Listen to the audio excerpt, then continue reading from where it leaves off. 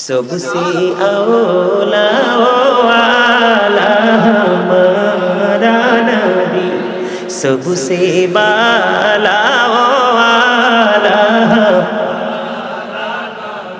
अपने मौला का प्यारा हमारा नबी, अपने मौला का प्यारा हमारा नबी, दोनों आलम का दुल्हा हमारा नबी, सबसे औला वाला सबसे बाला वाला सबसे औला वाला हमारा नबी, सबसे बाला वाला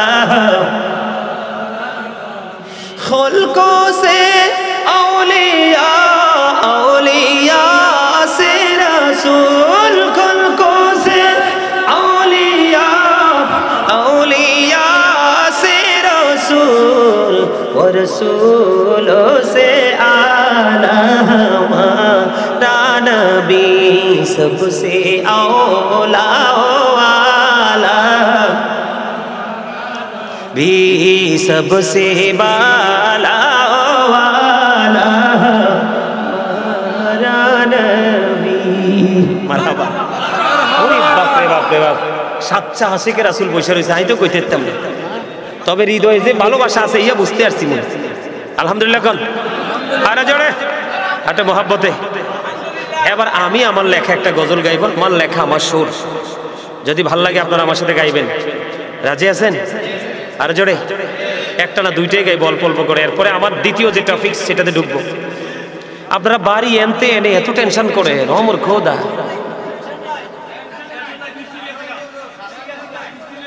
চলবে চলবে আরে জোরে আরে জোরে আরে জোরে মাশাআল্লাহ। হ্যাঁ আচ্ছা, মাহফিলটা না হইলে হইবনি। এখন এই যে দাদা ভাই আরেকটা কথা মনে করে দিচ্ছে, এখন একটা ফাইজলামি শুরু হয়েছে মাহফিলে, কি জানেননি? মনে হয় যে হের মতো সুফি দুনিয়াতে আর কেউ নেই। আচ্ছা, মাহফিল হইলে সকালে ফজর নামাজ পড়তো না, বছরে তো 365 দিনে আপনার মাঠে একটা মাহফিল, 364 দিন, বাকি 364 দিন নামাজ পড়েনি ফজরে। এই তো দেখছেন নি, পুরান সালে বাপরে বাপ, আপনি যতই আধুনিক ধান রোপণ করেন না কেন, পুরানটা 11-র ভাত যেই মজা, এখনকার এই চিকন 28-এর রাত তত মজা। আর যদিও মজা লাগে, এনার্জি কিন্তু 11-র মতো 28-এ নাই। কথা কন না কেন? আরে বেটা 20 বছর পরে ওই সেদিনকে দেখছিলাম ডক্টর নজরুল ইসলাম এক ওয়াজ করতে আছে, কয় আর ফলা 17টা না 18টা, আই অনষ্ট কয়, তুই উগ্গা উড়াইছ ধুড়াই, তুই বেহস। মুরব্বী আর কি মজা কইরা কইছে, বিয়ের হাসির না বোঝার জিনিস।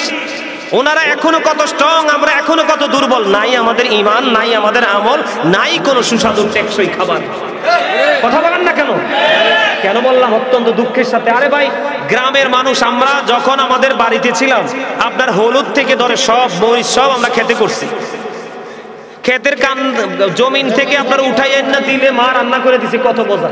আর এখন মহিলারা দেখবেন ধান খেতে বিক্রি করে বস্তার চাল আনো, বস্তার চালটা যেটা দেখো দেখতেই সুন্দর, কিন্তু ভিতরে কিছুই।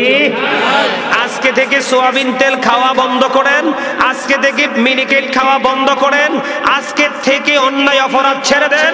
ডায়াবেটিস নামক রোগ এই বাংলার আকাশ বাতাস থেকে দূর হয়ে যাবে। আমি যদি এখন আপনাদের সামনে পৃথিবীর মানুষ কেন রোগাক্রান্ত হয়, এই বিষয়গুলো নিয়ে যদি আলোচনা করি, আপনারা অবাক হয়ে যাবেন। কথা বলবেন না, এদিকে দেখান। আমার কিন্তু পরকালের রাস্তা আপনাদেরকে দিয়ে দিছি একটা বিষয়ের উপরে, বাকি বিষয়গুলো অনলাইন থেকে নেবেন। এখন দিব দুনিয়াতে কিভাবে সুস্থ থাকবেন সেই তার আগে আমি বলবো, আমি এই জায়গাতে একটু গজল, আমার লেখা একটু গজল গাইবো বলছি, বেশি না অল্প করে গাইবো। আপনারা গাইবেন আমার সাথে? এটা আমার লেখা, আমার সুর, আপনারা পারলে আমার সাথে সুর দিবেন। ওগো নবীজি কেমন করে বলো তোমায় দেখি, ওগো নবীজি কেমন করে বলো তোমায় দেখি, আছো তুমি ওই মদিনায়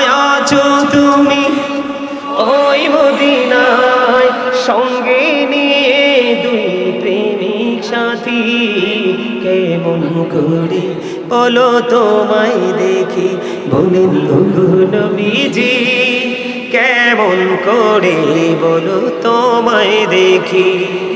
দেখার আশা আমার মনে পুষে রেখেছি আপন করে, বলেন দেখার আশা পুষে রেখেছি আপন করে। পাই যদি গো নবী তোমার দিদার, পাই যদি গো নবী তোমার দিদার, শীতল হবে মোর দুটি আখি, কেমন করে বলো তোমায় দেখি, বলেন ওগো নবীজি কেমন করে বলো তোমায় দেখি। মারহাবা, আরো জোরে। ভাল লাগছে, ভাল লাগছে, আলহামদুলিল্লাহ বলেন, আরো জোরে বলেন। আরেকটা মহব্বতে আরেকটা গজল লিখছি আমি রাত্র অনেক গভীরে।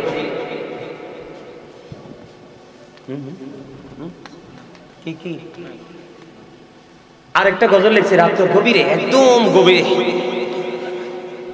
আপনারা একটু শোনেন, তারপরে আমি আপনাদের কাছে আবার পুনরায় আলোচনা নিয়ে ফিরে আসবো। এই তো যে সুন্দর নূর নবীজি, নামটি মধুমাখা, তুমি ছাড়া শূন্য জীবন আমি যে বড় একা।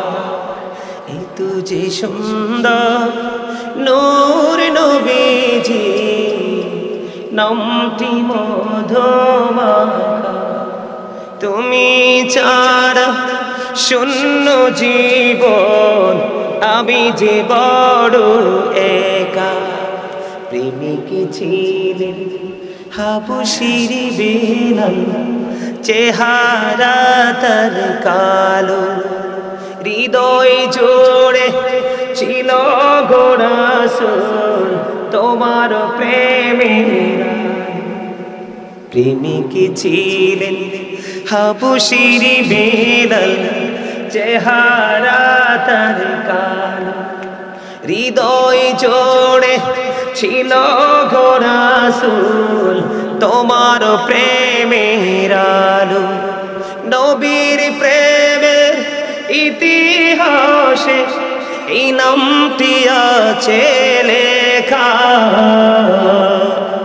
এই তো যে সুন্দর নূর নবীজি, নামটি মধুমাখা। মারহাবা বলে। এটা ভালো লাগলো আপনারা অনলাইন থেকে, এটা আমার লেখা, এটা আমার সুর। দুটোটা গজলে অনেক গজল আছে, অনেক গজল আমার লেখা আছে, আপনার ভালো লাগলে এগুলো কিন্তু শুনবেন, এখান থেকে অনেক কিছু অর্জন করতে পারবেন। সম্মানিত উপস্থিতি, আমি বলেছিলাম যে আপনাদের সাথে আরেকটা ছোট্ট বিষয় নিয়ে আলোচনা করব, যেটা দুনিয়ার সুস্থ থাকা কিভাবে যায়। এই আলোচনাটা করে ছোট্ট করে আমি শেষ করে দিব। আমি আপনাদেরকে একবার সহজ ভাষায় একদম দ্রুত গতিতে বলছি। আপনি আমাদের এই বর্তমান আমাদের দেশে মানুষ বেশি অসুস্থ না? কথা বলেন, অসুস্থ কিনা? অসুস্থতা থেকে সুস্থ হতে হলে আমাদেরকে সর্বপ্রথম যে কাজটা করতে হবে, এদিকে তাকান। আল্লাহর হাবিব বলেছেন, তোমরা সকালবেলা ঘুম থেকে ওঠার অভ্যাস করো। কি করো? সকালবেলা ঘুম থেকে ওঠার অভ্যাস করো। তোমরা ফজরের নামাজ পড়ো। ফজরের নামাজ পড়ার পরে তোমরা আর ঘুমাইও না। সকালবেলা যখন সূর্যটা ওঠে, সূর্যের কিরণ গায়ে লাগে কি লাগে না? কথা বলবেন। একদিকে সকালবেলা উঠে যাবেন, উঠবেন, ওঠার পরে কিছু কাজ আছে, নামাজ পড়বেন, ফজর পরে জিকির আজকার করবেন। জিকির আজকার করার পরে আপনার সূর্য ওঠার পরে একটা নামাজ আছে, জানেন এটার নাম কি? ইশরাকের নামাজ। এই নামাজটা আপনারা পড়বেন। কি করবেন? পড়বেন, রিজিকের সন্ধানে বের হয়ে যাবেন। কি করবেন? রিজিকের সন্ধানে বের হয়ে যাবেন। এই সকালবেলার কাজ হলো এটা। আর রাতের বেলার ডিউটি হলো, আল্লাহর হাবিব বলেছেন, আল্লাহ রাসূল হাদিস শরীফের মধ্যে এসেছে, আল্লাহ রাসূল মাগরিবের নামাজ পড়ে খাবার খেয়ে ফেলতেন, এশার নামাজ পড়েই তিনি ঘুমিয়ে যেতেন। সুবহানাল্লাহ বলেন। তাহাজ্জুদ পড়তেন। আপনারা তাহাজ্জুদের নামাজ পড়বেন। তাহাজ্জুদের নামাজ সুবহে কাযিবে আপনারা সুবহে সাদিকের আগে পড়ে নেবেন। আপনারা তাহাজ্জুদের নামাজটা বেশি বেশি করে পড়বেন, কারণ তাহাজ্জুদের নামাজ মানুষকে বেশিরভাগ রোগ থেকে মুক্ত রাখে। সুবহানাল্লাহ বলেন। আর ওই হাসরের ময়দানে তাহাজ্জুদ আপনাকে এমন একটা জিনিস উপহার দিবে, আল্লাহর হাবিব বলেছেন কাল হাসরের দিন আল্লাহ রাব্বুল আলামিন ডাক দিবে, ফেরেশতারা আহ্বানকারী আহ্বান করতে থাকবে, রাতের গভীরে তোমরা কারা নামাজ পড়েছো, তোমরা কি করো, দাঁড়াও। আল্লাহর হাবিব বলেছেন দাঁড়াবে মানুষ খুবই, তবে খুবই অল্প, একেবারে সীমিত পরিসরে মানুষগুলো দাঁড়াবে। আল্লাহ রাব্বুল আলামিন ওই মানুষগুলোকে বলবে বিনা হিসাবে জান্নাতে চলে যাও, আর বাকিগুলো হিসাবের জন্য প্রস্তুত হবে। আর আল্লাহর হাবিব আরো বলেছেন আপনার সুবে সাদিক থেকে সূর্যোদয় পর্যন্ত আল্লাহ রাব্বুল আলামিন বান্দার জন্য কি করে রিজিক বরাদ্দ দেয়। তোমরা ফজরের নামাজ পড়ে ঘুমাইও না, তোমরা রিজিকের তালাশ করো। এমনকি আল্লাহর হাবিব মা খাতুনে জান্নাতকে পর্যন্ত ওনার ঘরে এসে ওনাকে জাগিয়ে দিতেন, হাদিস শরীফের মধ্যে এসেছে। এদিকে তাকান, এই যে একটা গেল, আরেকটা হলো কি জানেন, এবার আসেন খাবার। কি আল্লাহর হাবিব বলেছেন তোমরা বেশি বেশি করে খেজুর খাও, জমজমের পানি খাও, জৈতুনের তেল মালিশ করো অথবা খাও। কি করো? জৈতুনের তেল মালিশ করো অথবা মধু খাও, কালিজিরা খাও। মধু খাবেন, আল্লাহর হাবিব বলেছেন কোন মানুষ যদি মাসে 2 থেকে 3 দিন, কয়দিন, বেশি লাগবে না, আমি আজকে বলে যাই আপনারা কাউন্ট করে রাখেন, এগুলো আগামী দিন থেকে বাস্তবায়ন করেন, নেয়ামত বুঝতে পারবেন আস্তে আস্তে। কি করবা? সকালবেলা উঠেই খালি পেটে পিওর মধু, যেটা বাজারে যেটা বিক্রি হয় এটাতে কোনো ধরনের শেফা নাই, আপনার বাসা ভাঙ্গা যে মধুটা, এই মধুটা মাসে 2-3 বা 3 দিন 1 ফোঁটা 2 ফোঁটা 3 ফোঁটা খালি পেটে খেয়ে নেবেন। আল্লাহ রাসূল বলেছেন তার কোনো বড় ধরনের অসুখ হবে না। মায়েশা সিদ্দিকা রাদিয়াল্লাহু তাআলা আনহা থেকে হাদিস বর্ণিত, তিনি বলেছেন কালিজিরা এমন একটা ঔষধ, এটা মৃত্যুর রোগ ছাড়া সব রোগের জন্য এটা কি শেফা হিসেবে কাজ করে। প্রতিদিন রাত্রে শোয়ার সময় 3 আঙ্গুলের 1 চিমটি দিয়ে আপনি কি করবেন? কালিজিরা খেয়ে ঘুমাবেন। আলহামদুলিল্লাহ বলেন। এবার আসেন, আমরা তো এগুলো খেতে পারলাম না, আমাদের সেই সাধ্য নাই খেজুর খাওয়ার, জৈতুনের তেল খাওয়ার, জমজমের পানি খাওয়ার, সাধারণভাবে আমরা খাবার খাবো। এই খাবারটা কিভাবে খাবো? এই মনু, এই গেইডে মনুরা, এই কথা বললো না ভাই, কথা বললো না, আমি একটু শেষ করে দিচ্ছি, কথা বললো না একটু। আচ্ছা মুই কইতে আছি, আমার দিকে তাকান, এদিকে তাকান। এবার ধরেন আমরা কেউ এগুলো খেতে পারবো না, এই খাবারের মধ্যেও কিন্তু সুস্থতা শেফা রাসূল দিয়ে দিচ্ছেন আমাদেরকে। এখন বর্তমানে যেই দেশের নাম ইরান, এই দেশের একটা সময় নাম ছিল পারস্য। এখন বর্তমানে যেই দেশের নাম ইরান, এই দেশের নাম একটা সময় ছিল কি? পারস্য। পারস্যের একজন চিকিৎসক আরবে আসছেন 2 বছর। 2 বছর তিনি বিচরণ করার পরে এই আরবের মধ্যে একটা লোক তিনি অসুস্থ পান নাই। কি করেন নাই? একটা লোক তিনি অসুস্থ পাননি। না পাওয়ার পরে আপনার আমার প্রাণী নবীর কাছে গেলেন, ইয়া রাসূলুল্লাহ 2 বছর আপনার এই দেশে বিচরণ করলাম, একটা মানুষ আমি অসুস্থ পাইলাম না, তাদের সুস্থ থাকার পিছনের মূল মন্ত্রটা কি? আমার নবীজি বললেন তুমি মন্ত্র জানতে চাও? কয় হ জানতে চাই। আমার দেশের মানুষ অতিরিক্ত পেটে খিদা না লাগলে তারা খাবার খেতে বসে না, যখন তারা খাবার খেতে বসে অনেক বেশি খাবার খায় না, তার মানে হলো তারা পেটটাকে 3 ভাগ করে, 1 ভাগ তারা খাবার দিয়ে ফিল আপ করে, আরেক ভাগ তারা বন্ধ পানি দিয়ে ফিল আপ করে, শ্বাস প্রশ্বাস আনা নেওয়ার জন্য আরেকটা ভাগ খালি রাখে। এই জন্য আমার দেশের মানুষ বেশি অসুস্থ হয় না, তারা সুস্থ থাকে। আমরা উম্মত হিসাবে নবীজি আমাদেরকে বলেছেন তোমরা কি করো? পেটটাকে 3 ভাগ করে 1 ভাগ খাবার, 1 ভাগ পানি, আর 1 ভাগ খালি রাখো। আপনাদেরকে মনে করাই দেই যুবক, তোমরা কি শিখো জানি না, তোমরা তো মোবাইল নিয়ে বেশি বেশি থাকতে পছন্দ করো, একটা মেসেজ পাইছো কিনা জানি না। বেশ মনে হয় যে বছর খানেক আগে ইংল্যান্ডের রানী মারা গেছে, ব্রিটিশ রানী 2য় এলিজাবেথ যখন মারা গেল, মারা যাওয়ার পরে ওনার জীবনের সুস্থতা নিয়ে একটা জরিপ হয়েছে যে লন্ডনের মতো জায়গায় থেকে, এই দেশে থেকে তার এত লম্বা সময় তার কোনো ডাক্তারের কাছে যেতে হয়নি। পিছনের কারণটা কি? তখন ওই দেশের মানুষ গবেষণা করেছে, তার জীবন বৃত্তান্ত তালাশ করে বের করেছে। ওই রানী এলিজাবেথ তিনি খাবার যখন খেতেন একেবারে অল্প খেতেন, দিনে 3 বার 4 বার 5 বারও খেতেন পুষ্টিকর খাবার, তবে একেবারে অল্প, পানি খাইতেন বেশি, তিনি ফ্রি থাকতেন। এই জন্য বড় ধরনের দেখেন একজন বেঈমান, সে জাহান্নাম কিন্তু তার জন্য বরাদ্দ, কিন্তু তারপরেও পৃথিবীতে তার সুস্থতার ধরন ছিল খুবই চমৎকার। আমরাও যদি সেইভাবে করতে পারি তাহলে আমাদের জীবনে কি হয়ে যাবে? এই সুস্থ থাকার জন্য এগুলো আপনাকে মানবেন, যদি মানেন জীবন ধন্য হবে। এবার আসেন আরেকটা হলো মেসওয়াক। কি দুর্গন্ধ থেকে কিন্তু মানুষ অসুস্থ হয়, আক্রান্ত হয়। দুর্গন্ধকে দূর করার জন্য রাসূল বলেছেন বেশি বেশি করে মেসওয়াক করো। কি করো? বেশি বেশি করে মেসওয়াক করো। কারণ নবীজি বলেছেন আমার উম্মতের কষ্ট হবে, না হয় প্রত্যেক নামাজের আগে আমি বাধ্যতামূলক করে দিতাম মেসওয়াকটা। এটা হলো সুস্থ থাকার জন্য। আরেকটা হলো অনেক বেশি ধৈর্য ধারণ করতে হবে, অনেক বেশি ধৈর্যশীল হতে হবে। আল্লাহর হাবিব বলেছেন কুস্তি খেলায় যিনি বিজয়ী হয় তিনি শক্তিশালী নয়, ধৈর্যের খেলায় যিনি বিজয়ী হয় তিনি হলেন শ্রেষ্ঠ শক্তিশালী। আপনার মেজাজ কি হয়েছে? হট হয়ে গেছে, কন্ট্রোলিং আনতে পারতেছেন না। রাসূল বলেছেন তুমি বসে যাও, না বসার পরেও কন্ট্রোল হচ্ছে না, তুমি শুয়ে যাও, মাটিতে গড়াগড়ি দাও, কি হয়ে যাবে? ধৈর্য চলে আসবে, কন্ট্রোলিং এ চলে আসবে। আর বেশি বললাম না, এই ছোট্ট ছোট্ট কথাগুলো একটু মানার চেষ্টা করবেন, বিশেষ করে বেশি বেশি করে তওবা করবেন। সর্বশেষ বক্তব্য হলো আমাদের বর্তমানে বাংলাদেশে আমাদের মুসলমানের অবস্থা বেশি একটা ভালো না। আমরা নিজেদের মধ্যে নিজেরা কামড়াকামড়ি করতেছি, নিজেদের গোশত নিজেরা খাওয়ার জন্য চেষ্টা করতেছি, নিজেদের রক্ত নিজেরা চোষার জন্য চেষ্টা করতেছি। একটা মাত্র কারণ, সেটা হলো রাসূলের আদর্শ থেকে দূরে চলে যাওয়ার কারণে। সম্মানিত উপস্থিতি, একটা বাবা মা যদি কয়েকটা কাজ গুরুত্ব দিয়ে করতে পারে তাহলে সমাজ জাতি সব বেঁচে যাবে, আর না হয় ধ্বংস হয়ে যাবে। আল্লাহর হাবিব বলেছেন আদিবু আওলাদাকুম আলা সালাসি খিসালিন হুব্বি নবিয়িকুম ওয়া হুব্বি আহলি বাইতিহি ওয়া আলা কিরাআতিল কুরআন। রাসূল বলেছে তোমরা তোমাদের সন্তানদেরকে তিনটি বিষয় শিক্ষা দাও। ফার্স্ট টাইম হলো হুব্বি নবিয়িকুম, teach the love of the prophet, নবীর ভালোবাসা শিখাও। 2 নাম্বার হলো হুব্বি আহলি বাইতিহি, টিচ ফ্যামিলি লাভ, নবীর আহলে বাইতের ভালোবাসা শিখাও। 3 নাম্বার হলো ওয়া আলা কিরাআতিল কুরআন, learn to recite the holy Quran. নবী সম্পর্কে আপনাদেরকে আমি ছোট্ট করে বলি, এদিকে তাকান। নবী সম্পর্কে আপনি যদি সত্যিকারের উম্মত হয়ে কবরে যেতে চান, আপনি নবীকে ফলো করতে হবে।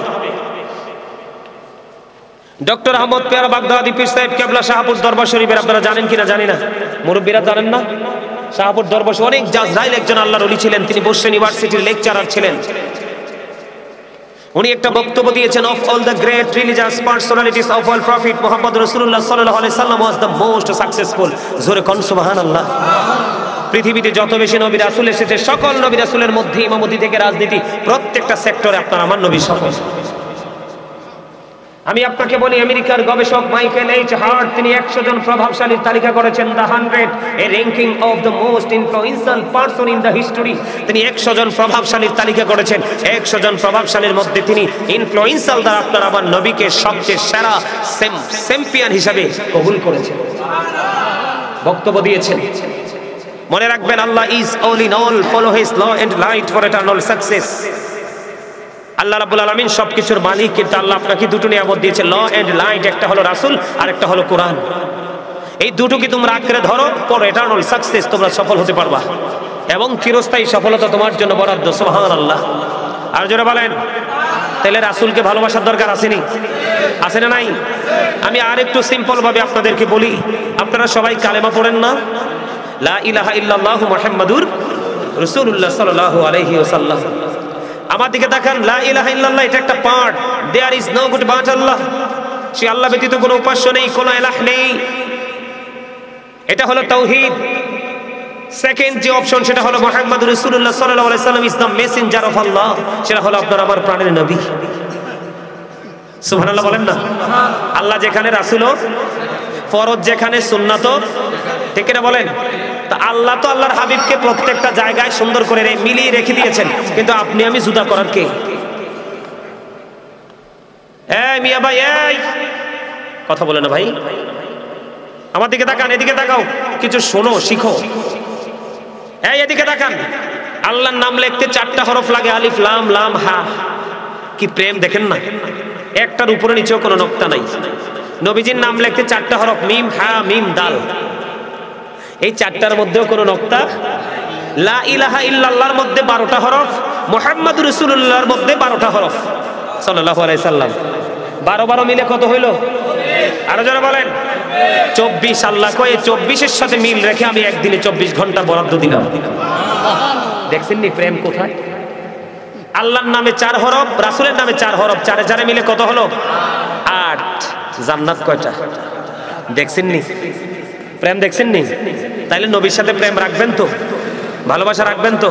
যদি নবী সম্পর্কে নিয়ে ব্যাখ্যা করতে যে অনেক সময় লাগবে, সম্মানিত উপস্থিতি, আরো ছোট্ট করে আমি আপনাদেরকে বলি, Allah of the first pillar is the lord of world রব্বুল আলামিন, মুহাম্মদ রাসূলুল্লাহ সাল্লাল্লাহু আলাইহি সাল্লাম is the blessing for the world, রাহমাতাল লিল আলামিন। কি দারুণ না দাদা ভাই?